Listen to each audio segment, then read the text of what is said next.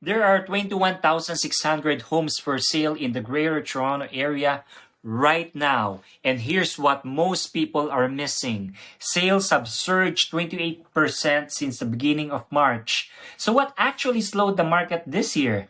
Not tariffs, not global conflicts. It was winter. The brutal cold, the snowstorms, the freezing rain. Mother Nature hit pause on January and February.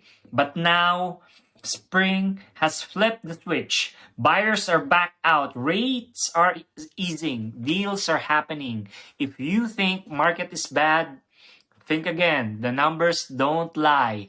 Homes are selling. Opportunities are everywhere. Still renting?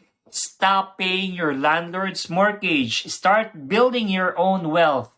Thinking of upgrading? Larger homes are sitting longer, more negotiating power for you, and your current home still in demand. Considering downsizing? There are deals on condos right now. Unlock your equity for retirement, travel, or whatever life you want next. This isn't a bad market, it's a strategic market.